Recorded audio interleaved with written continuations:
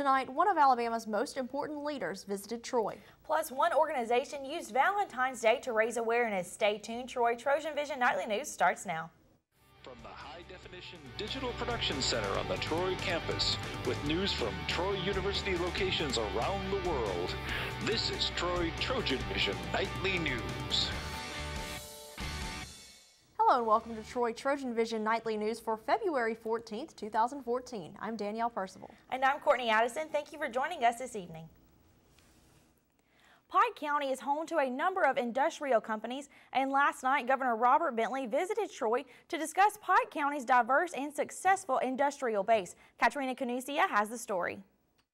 The Troy Country Club held the annual Industry Appreciation Dinner and welcomed the Governor of Alabama, Dr. Robert Bentley. We're honored to have Governor Bentley as our keynote speaker tonight. We do this annually to thank our local industries for what they do for our county, expanding and keeping our economy in good shape. Governor Bentley said that Alabama has the lowest unemployment level of all the southern states. We have 58,000 more people working today than we did in 2011. We have also announced almost 50,000 new future jobs for the state of Alabama, and most of those haven't even started yet. Mayor Reeves said that Pike County and the city of Troy have everything needed for industry development. We work very hard to try to provide them what they need as far as training employees and doing those kind of things, and it's a real partnership between the city, the county, the Economic Development Corporation, and the state to get the workers and the jobs together. Governor Bentley mentioned how Pike County's industry development is important for the entire state. Y'all work so hard to create jobs in this area. Whether it's disaster relief or whether it's creating jobs, it starts on the local level. Katrina Kunitsina, Troy TrojanVision News. An example of Pike County's industrial success, Lockheed Martin recently announced that 2 production contracts that will result in as many as 100 new jobs. Troy University's faculty and staff work at their jobs every day to make Troy University a successful learning environment. But once a year, they are asked to give a little extra to help reach that goal. Connor McCreary explains. While students give money to Troy University in the form of class fees and tuition, faculty and staff have a different way of giving. Troy University's Office of Development held its annual faculty and staff fundraiser in the atrium of Bibb Graves. Proceeds from an event like this can be put to use in supporting specific departments or even creating scholarships. We just reach out to the faculty and staff in hopes they will give to the annual fund.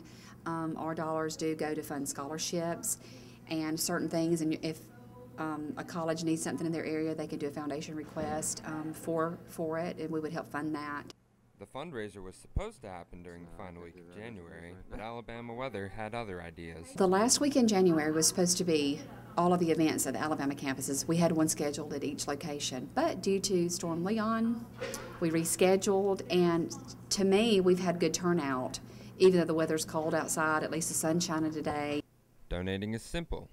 All that needs to be done is to fill out a form, designate an area, and turn it back in. It's important for faculty and staff to complete a new form. We have new forms this year, and it's good for our accounting ladies to have a new form. If not, we have to create one. Even if you're payroll deducted, it's good to get a new form. The event ended well with many donations, and the event workers made their way safely to their next stop on their fundraiser tour. Connor McCreary, Troy TrojanVision News. If any faculty or staff members still want to donate or have any further questions, the Development Office can be reached at 334-670-5843. And today, of course, is Valentine's Day, and that means it's a time to share a little love with those that mean the most to you. And well, this afternoon, a group of Troy University students did something special to spread some love and understanding. Yana Wieser has the story. Valentine's Day at Trojan Center. Little do the students know what's about to happen. Macklemore's song, Same Love, boomed across the North Quad as students began to dance to the music. The reason for the dance was the same as the message of the popular song. We are doing a flash mob for gay equality. It's going to start in the Trojan Center, and then we're going to travel it out and around the new fountain, and then we're going to come back. Rehearsals started in October to make sure that the flash mob would be a success. Troy student Ashley May talked to us about how she found out about it and what her thoughts are. I know one of the girls who are in it, and she told me to be on the quad at 12 o'clock, and I'm like, okay, let's see what's going to happen. And a good surprise happened. It's a good idea. It got the word out, even if it was to a small amount of people. It may not be everyone on campus, but some people heard it, and that's the best thing. Troy Spectrum member Eliza Horton puts her motivation into simple words, while we want to know why this flash mob was planned for Valentine's Day. Showing people that love is the same for everybody. We are doing this to show our support of gays and human rights and show everybody that everybody deserves love on Valentine's Day. Jana Visa, Troy, Trojan Vision News. Up next for the Spectrum Alliance, they will team up with the Documentary Club to screen the documentary Hers to Lose this Tuesday at 7:30 in the Trojan Center Room 224. Well, love is in the air because it is Valentine's Day. And whether you're in love, opposed to love, or you fall somewhere in between, there is one item that seems to bring everyone together. Well, that's right, Courtney. And of course, who doesn't love candy? And what better way to celebrate the day than with the famous Conversation Hearts? So let's see what the Hearts had to say this year. Kiss me. Get real. Sup, babe? Don't tell. Yes, dear. Too hot. Girl, you know I'm too hot. So fine. Get real. Mine says too hot. This one says my girl. I'm not gonna look.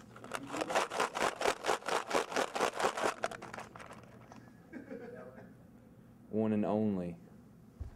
I'm the one and only me. So fine. Yes, dear. I put out no way. So I guess it's for like all the single people out here that's trying to get a date tonight. You know, she's been trying to do this early on. Too hot.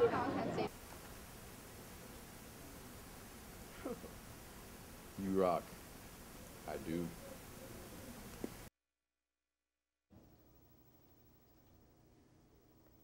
Well, I haven't gotten one for myself yet, so got love? And now taking a look at news from around the state. In Clinton, authorities are investigating the death of a pedestrian woman who was struck and killed on Interstate 65. The Alabama Department of Public Safety says the accident happened between 5:15 and 5:30 yesterday afternoon in the northbound lanes at mile marker 223. And out of Montgomery, the Alabama House is calling on Congress to convene a state-led convention to amend the U.S. Constitution to impose limits on the federal government. A resolution cleared the Alabama House yesterday and now goes to the Senate. And in Mobile, Valentine's Day will be special for many members of an Alabama National Guard unit that's coming home from Afghanistan. About 190 members of the 226th Maneuver Enhancement Brigade are returning home today and are being welcomed by family members and friends at an armory in the port city. Still to come on Trojan Vision Nightly News, the baseball team begins their season tonight at Riddle Pace Field. Mitchell Spoon will give us a game preview when he joins us in sports. Now Mitchell Spoon joins us with sports. So Mitchell, I know a lot of people have really been anticipating the very first game of the Trojan baseball season, and they don't really have to wait much longer. That's right. The first game is actually tonight, but men's basketball was in action last night and softball was in action earlier today. I'll give you a full game recap right now in sports. Last night, the men's basketball team went up against Western Kentucky, but fell short of getting the win. After going into halftime down 35-24, the Trojans made a furious second-half rally, but couldn't catch up to the Hilltoppers and ended up falling 81-76.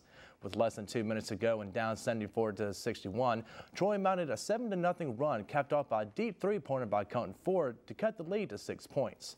Following a pair of Hilltopper free throws, senior Hunter Williams drained his 6th three-pointer of the game to bring the lead to 4 inside the final minute. That would be as close as Troy would get, however, as Western Kentucky's George Fant closed out the game with a pair of free throws with 5 seconds left. For the Trojans, they were led by Williams, who had 22 points, including 6 of 10 shooting from beyond the arc. Antoine Myers came away with 15 points, while Kevin Thomas and Colton Ford each scored 13. Troy shot 42% from the field and 39% from the three-point range, but got out-rebounded by Western Kentucky 42-31. The Trojans will be back at home tomorrow to take on Sunbelt leader Georgia State. Coming to the game will also be the hashtag NolaBound Tailgate Tour beginning at 3:30 p.m. in the practice gym. For fans who can't make it to the game, they will have a chance to see it on TV as the game will be televised on ESPN2. And the Troy softball team is in the middle of their 4 games at the North Florida Invitational and split the first 2. The Trojans' first opponent was Southern Illinois. Using a dominant performance by pitcher Sarah Mogg and a pair of home runs, the Trojans defeated the Salukis 5-0. After 4 innings of defensive action, Troy finally struck first blood in the top of the 5th with a solo shot to left field by Chandler Griffin. In the 6th inning, the Trojans would add 4 more runs, and for Mogg, it was her first collegiate start, and she performed quite well, striking out 7 and allowing just 3 hits in 7 innings of work. But things didn't pan out as smooth against North Florida. Against the Ospreys, the came away getting shut out in a 3-0 loss. North Florida picked up a pair of runs in the 2nd inning on a sacrifice bunt and an RBI single. The Ospreys would add their 3rd and final run in the 5th inning.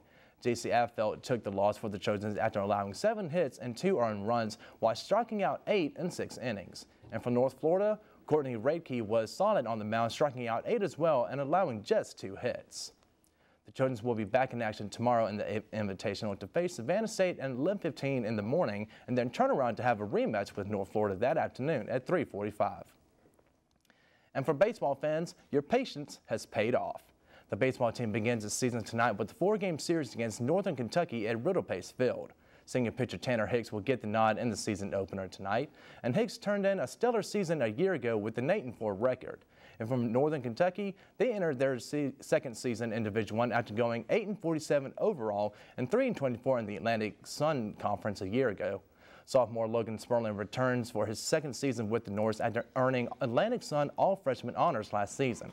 The first series of the game begins tonight at 6 p.m. and the series will continue tomorrow with a doubleheader starting at 1 p.m. and will conclude on Sunday with the final game beginning at 1 p.m. as well. So Courtney, Danielle, best of luck to the baseball team tonight. I hope a lot of fans come out to the game and really give the Trojans the support that they need. Absolutely. Best of luck to them. And the weather really cleared up. It's been nasty the past couple of days, but it really cleared up. So hopefully everyone will get out, take their blankets, and kind of wrap up a little bit and watch the Trojans. And hopefully they'll bring home a W. Of course. Thanks, Mitchell. Thank you. Thanks, Mitchell.